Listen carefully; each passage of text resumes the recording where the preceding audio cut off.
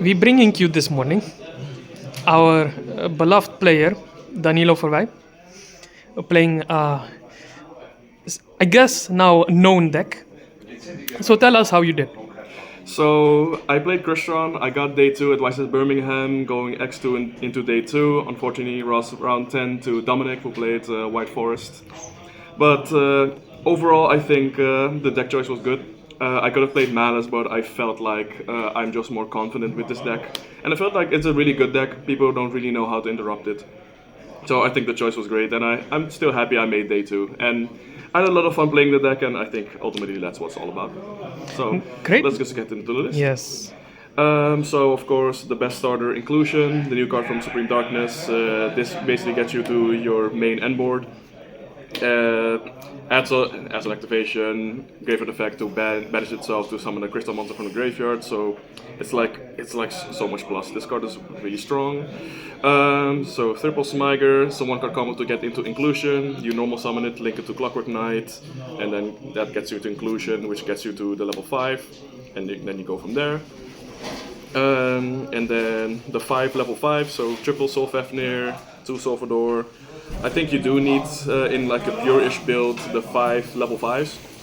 I think Soul Fafnir is better, because you can both like approach them in a way that they're starters, but Soul Fafnir is a starter without committing something to the board first, which I think is better than the Salvador. But they're both very accessible with inclusion, so I don't think you need to play more of this. So Fafnir is kind of a brick in hand because you need a critical card to discard to start with it, but I think overall this ratio was fine.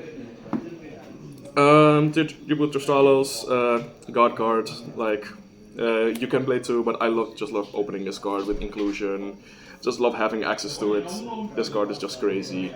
Dodges hand traps, summons 2 from deck by popping a synchro. This card just does it all. Like, too strong. One Foolish for consistency. It dumps this turn, Smiger, Soul Fafnir, whatever you want. Starter extender, obviously good. Then the 3 bricks. So Citri, this turn, and Cluster. In a nutshell, Citri is part of your end board. It also a means to have your Tristalos dodge effects by summoning this and then making a synchro with it. This you need it to add monsters in the combo. You dump it with Soul Fafnir or with Salvador, then you use it to search any monster. Then a cluster, main interruption. Target face-up card, shuffle a Crystal card from graveyard banished back to pop it, or if you control Synchro monster or Crystal Synchro monster, you pop 2. This is always the main part of your end board, and this is like one of the things that gives this deck so much staying power. So I do side Citri out now. I didn't, I'm used to do that, but I think you should, because having the 3 bricks and going second is still way too much. So yeah, I think the one thing I changed from my deck profile at the regional in Spikeness is that I now play the Horus package. So triple Imseti, 1 King Sark, and 1 Habi. Like this package was really great. This was actually a really good choice. A lot of people don't seem to like this package, and I guess I can kind of get what they're going for, but the reasoning that I ultimately chose the Horse package is because it could serve as a starter, because you can use Imseti, get the King Sark, 2 level 8s, and then make Zombie Vampire. And Zombie Vampire should, in theory, just be able to mill your crystal names. But you can also use them to make Photon Lords to have an additional monster negate. It's a monster negate for the end board, but it's also a way to play around Nip better. But the thing that separates this from like the Azamina package or other packages is I feel like these also play very nicely into boards. Like, let's say for example Caesar, right? It's very popular end board piece. If you have King Sark or like Imseti and they don't have a way to counter it, you can just summon an Imseti, beat over Caesar, and then just continue from there. Also, the King Sark effect like really came up clutch. I remember when I faced the Detonator, I negated with Droplet, but I still had the 2 outed. But that's a Clip Stream, so it won't just come back if I out it. So I these 2 bodies with the King Sark, I beat over with the Imseti, and then when it came back with the Clip Streams, I used Happy to beat over it, and then used the King Sark to send it. So none of those things triggered the cross, so you can never cross negate it. It's like really efficient. So I think this package actually really overperformed. It's a bit bad into Ash, but if you like discard Smiger, like or your instead he gets Ash. You don't really care about that. So I think it's also way better into Lancia than the Teratop package, because if you open Teratop into Lancia, you're sort of like, yeah, what are you gonna make? Cherubini or maybe the Gossip Shadow Pass? But with this, if you can pair it with something like, for example, the Destraros, and you mill like a level 5, you can still go for like maybe the trap, sometimes even Infinity through Lancia. So that's I did it a couple times where I had like Infinity plus Trap through Lancia thanks to the Horus cards. So these cards like actually overperformed for me. So that's good. And then the non-engine, triple Ash, standard, pretty important. I got Veiler under too, so it's like a 40 card list now. I didn't really like Veiler going into the event because there will be a lot of Malice Bistio, and I feel like Veiler is just like not that good against Malice. Like you Veiler their Dormouse, they link it away, summon a Bistio, then you lose, you know. So I think it was fine. When I saw it enough times against Ryzio, and it was good there, but I wouldn't want to play more. I think 3 Imperm, I think also very self-explanatory, good hand trap, good-ish board breaker. 3 Nip, this card was also really good into Ryzio, especially like going first, and they try to play into your board. Your board's not really perfect, they can kind of break through it, but if you have Nip, there's like no way. And you have so much follow-up that the Nip will just kill them. And then 3 Fubulas. This card was really good. Like, you force Ryzio to go to Detonator Pass, you force Malice to just make 1 link and pass.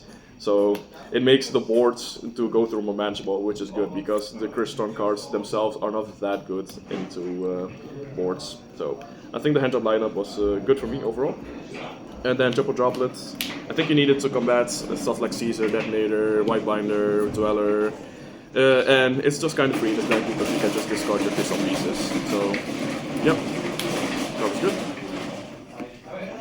So for the extra deck, 1 Clockwork Knight for the Smiger. You link the Smiger away, and then you banish the Smiger, add Inclusion. But the second effect can also come up. It didn't come up for me this tournament, but it can be pretty useful. No Infinity, obviously part of your end board. Also make it a lot going second. It's really good. Makaba. So the choice of Makaba for some people might be a bit weird. I think for this variant it's still really good because a lot of the times if I don't open, for example, the Horse pieces, I will just very often make Nova on the 5th summon. And then a lot of people, they will just nip on that point because they're afraid of Infinity. And if they do that, they will trigger the Nova, summon the Makaba. Sometimes you also make the Samurai Destroyer to bring back the Nova, and if you don't have a Bistio for it, you can just make Makaba plus Infinity, which a lot of decks just have a hard time beating. So, yeah, that was good. For the Horus, 1 Photon Lord, 1 Zombie Vampire. Zombie Vampire was really good. Just milling 4 and just summoning anything was just really strong. Like the thing is, the fact that it mills and summons is just really strong. You often have the cases where you just like mill like Justaros plus Inclusion. You summon the Justaros and then Inclusion something back, or you mill the Smiger search Inclusion. So like it's just really good. Photon Lord I made a lot less than a Vampire, but it's still really solid. I think I made it a lot going second as well, where I fear that they would have a monster negate that would kind of push me back, but the Photon Lord would be there to prevent it. So Typhon. Yeah, honestly the card kind of sucks, but 80% of the time is really bad. But the 20% of the time where it comes up, it's really good. So I think you should still play it. It's good with the Detonator, you know. So that's good. And for the Synchros, 1 Amatrix. I still play Amatrix. It does come up sometimes where you just need to push back your opponent, just put stuff to defense, but also the floating effect. I didn't make it that often, but I think as a level 5 it works. You could play Chambara, but I feel like with horse cards, with like Elescalatus happy and Insedi's already 8k on board, so I don't think you need Chambara. To Elescalatus, I think you need 2 for the grind game.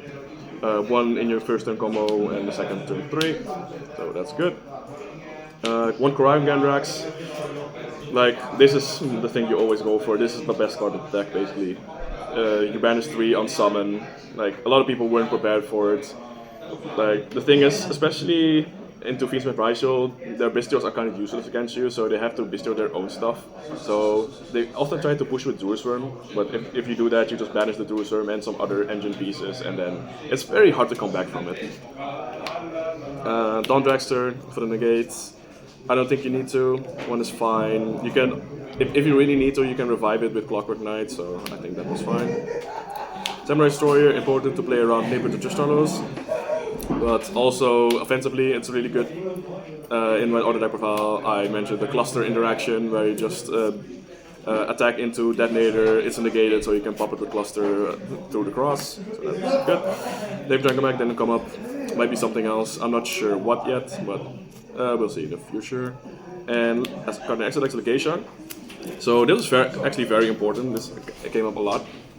So one of the reasons I wanted to play this card is if I go second, game 2, I didn't want to have Citri in my deck because Citri is like a really bad trick. But if you want to dodge still with your Tristaros, what you can do is you can just summon a level 5, then use the 2 level 5s and the Tristaros to make Legacia.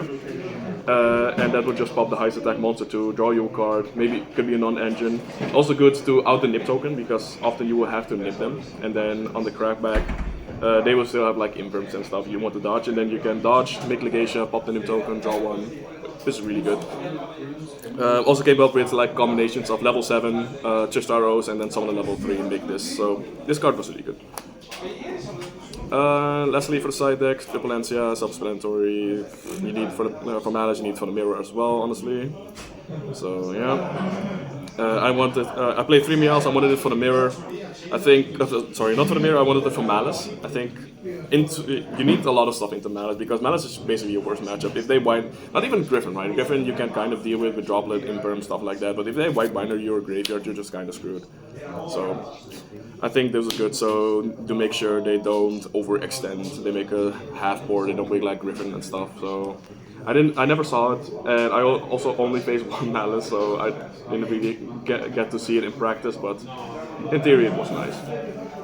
These cards are the cards I cited in a lot, so Triple Perulia. I faced a lot of Raizio, especially a lot of Feast with Raizio, and this card is really good.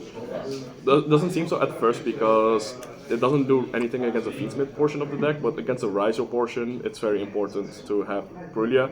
And then if they're forced into the Fiendsmith stuff through Perulia, you can just Ash or something like that. So I think this card was really good. And then 1 XE Encore. I could only sign in 4 cards into Raizio, so I wanted a card that can beat Dweller, so that's the 1 XE Encore. It also beats Caesar, it beats Detonator, so I think it was good, it was solid. Then for going first, Triple Solid Strike. This card was really good, this card was amazing. Like, yeah, you can play your Outsole Lancia or Shifter, but I felt like it's still really hard for people to play into this card, you know. So they would just blink a turn and then you can move on. Sometimes you're gonna stop them with other cards, and then if they have another Lancia, you can start strike the Lancia, and then you can win from there. Call by for Lancia Shifter, of course.